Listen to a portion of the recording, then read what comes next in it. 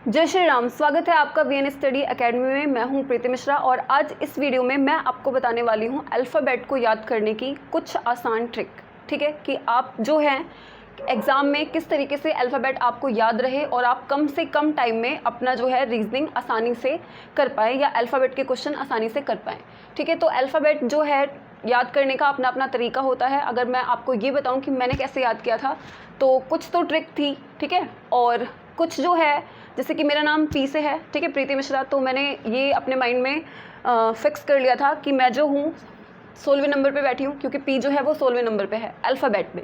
ठीक है, इसके अलावा अगर और कुछ जो है मैं आपको ट्रिक बताऊं तो जैसे कि कोई भी फ्रेंड है, ठीक है, या फैमिली मेम्बर्स हैं, आपको वो लेटर याद नहीं हो रहा है तो उससे रिलेटेड आप कोई कुछ ऐसा वर्ड ढूंढें जिससे कि वो लेटर आपके माइंड में आते ही वो नंबर आराम से आ जाए। ठीक है, तो चलिए ट्रिक देख लेते हैं। तो आज का हमारा टॉपिक यही रहेगा, अल्फ़ाबेट याद करने के लिए तरीका या ट्रिक बोल सकते हैं। अल्फ़ाबेट याद करने की ट्रिक। और एक चीज़ मैं आपको यहाँ पे बता दूँ कि अल्फ़ाबेट, बहुत लोग इसको अल्फ़ाबेट्स बोलते हैं, जो कि गलत है, क्योंकि ये अल्फ़ाबेट का मतलब ही है पूरे 26 लेटर्स। ठीक है, तो ये अल्फ़ाबेट्स नहीं होता है, ओनली अल्फ़ाबेट होता है। चलिए ट्रिक की बात करते हैं। तो सबसे पहले इजोटी मैंने आपको कराया था, ठीक है, कुछ नहीं करना, बस आपको 5 का टेबल याद रखना है, 5 का मल्टीपल याद रखना है। ई होता है 5 नंबर पे, जे 10, ओ 15, टी 20 और वाई होता है 25। ये आपको 5 का टेबल इसमें याद रखना है। तो ये लेटर्स तो आपको यहाँ से लर्न हो जाएंगे। इसके बाद स्टार्टिंग और लास्ट के लेटर हम याद करेंगे सीरियल नंबर से, जैसे कि ए, बी, सी और डी। ठीक है, ऐसे ही एक्स, वाई और जेड। ए, बी, सी, डी क्या होता है? पहला, दूसरा, तीसरा और चौथा। ये स्टार्टिंग के वर्ड हैं, तो इनको तो आपको सीरियल नंबर से याद रखना ही होगा। ऐसे ही लास्ट के 3-4 वर्ड आप आराम से याद रख सकते हैं, जैसे कि ये एक्स हो गया 24, वाई 25 और जेड हो गया 26। ठीक है, तो इनको अपने माइंड में आपको रखना है। इसके बाद इजोटी, तो यहाँ पे हम देखें तो 3, 7 और 5, 12 लेटर आप ऐसे इजीली याद रख सकते हैं। इसके बाद आता है ई। ई आपको इजोटी से याद है, तुरंत आपके माइंड में होना चाहिए, 5 का मल्टीपल है 5। ठीक है, इसके बाद एफ। एफ की अगर हम ट्रिक की बात करें लर्न करने के लिए, तो एफ से हम बोलते हैं फिक्स। ठीक है, तो ये कुछ ना कुछ 6 का सेंस दे रहा है। ठीक है, तो एफ़ को हम याद रख सकते हैं फिक्स, और फिक्स में जो है 6 की थोड़ी वॉल्यूम आ रही है, तो एफ़ होता है 6 नंबर पे। इसके बाद जी। ठीक है, जी में आप, इसकी 2 ट्रिक है मेरे पास। एक तो ये कि यहाँ से अगर आप एक डंडा ऐसे लगा दें तो ये 7 दिख रहा है खुद में, या फिर G7 शिखर सम्मेलन होता है ना, तो आप इससे याद रख सकते हैं G7। जी जब भी आए G7 शिखर सम्मेलन, तो जी जो है 7वें नंबर पर आता है। इसके बाद एच। एच को अगर हम ऊपर और नीचे से ऐसे मिला दें तो ये हो जाएगा 8, तो एच हो गया 8। ठीक है, इसके बाद आई। ठीक है, तो बहुत लोगों की बात बात पर कहने की आदत होती है आई नो। ठीक है, तो आई नो अंग्रेजी वाला जो होता है आई नो। ठीक है, मैं जानता हूँ या मैं जानती हूँ, तो आई में नो का सेंस निकल रहा है। ये नो का मतलब, ये वाला नो आप समझ सकते हैं याद रखने के लिए। तो आई जो है वो 9वें नंबर पर है।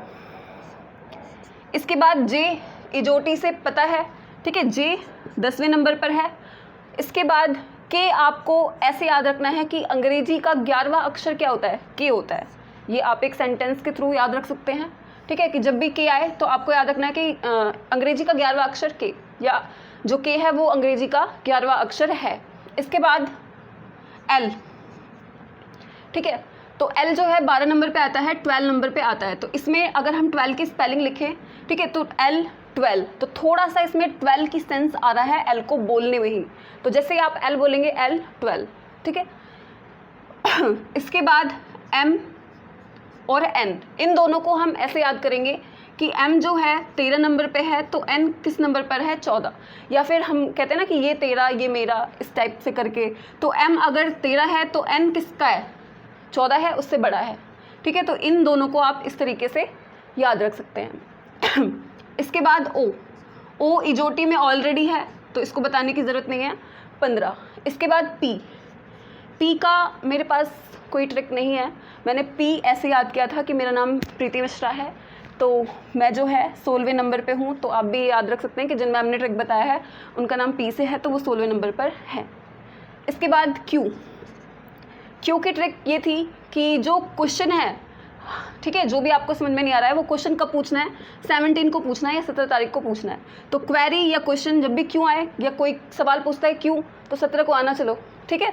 तो क्यों आ गया 17 नंबर पे। इसके बाद r, तो अगर हम r को ऐसे लिखते हैं, ठीक है, तो यहाँ से 8 बना दे तो ये इसमें 18 दिख रहा है, तो r को हम बोल सकते हैं 18। ठीक है, s आपको याद रखना है 19। ठीक है, या तो आप कुछ फैमिली मेम्बर्स या फ्रेंड्स या किसी से भी रिलेट करके या अपना ही जो आपका नाम हो एटलीस्ट उसका लेटर तो आपको याद होना ही चाहिए। ठीक है, इसके बाद टी आपको इजोटी से याद हो गई होगी, या फिर T20 होता है वर्ल्ड कप, है ना, तो T20 आप ऐसे याद रख सकते हैं। टी के बाद आता है यू और वी हम एक साथ करेंगे। जैसे U 21 है तो V क्या है, 22 है, मतलब उससे बड़ा है। ठीक है, अगर तुम 21 हो तो V क्या है, तुमसे भी ज़्यादा बड़ा है, क्या है, 22 है। तो ये मैंने इस तरीके से किया था, तो आप इसको कर सकते हैं, या फिर अगर आपको कुछ ट्रिक जो है आप इनमें से खुद से भी बना सकते हैं। ठीक है, ज़रूरी नहीं है। और इसके बाद UV हो गया, अब है W। तो W जो है वो M का उल्टा होता है, तो ये हो गया 13 तो ये हो जाएगा 23। ठीक है, 3 दोनों में सेम है, बस आपको M 13 है तो W क्या है, 23 है, इसका जो है उल्टा दिख रहा है। इसके बाद XYZ मैं आपको ऑलरेडी बता चुकी हूँ। इसके बाद अगर आपको ये अल्फ़ाबेट्स याद करने हैं ज़्यादा से ज़्यादा, तो आप इन ट्रिक को तो करें ही करें, साथ में ज़्यादा से ज़्यादा क्वेश्चन की प्रैक्टिस ज़रूर करें, क्योंकि प्रैक्टिस करने से ये लेटर आपको ईज़िली लर्न हो जाएंगे। ठीक है, अगर आपने 50 से 70 क्वेश्चन भी कर लिए अल्फ़ाबेट से रिलेटेड, ठीक है, उसमें आपको ABCD लिख के देखना नहीं है बस, ठीक है, खुद के माइंड से करना है। स्टार्टिंग में थोड़ा आपको टाइम लगेगा, पर जैसे जैसे आप इतने 50 से 70 क्वेश्चन की प्रैक्टिस कर लेंगे, आपको ये अल्फ़ाबेट ईजिली लर्न हो जाएंगे। ये मैं अपने एक्सपीरियंस से बोल रही हूँ। ठीक है, तो वीडियो अच्छी अगर आपको लगती है तो लाइक शेयर ज़रूर करें और चैनल को सब्सक्राइब कर लें। धन्यवाद।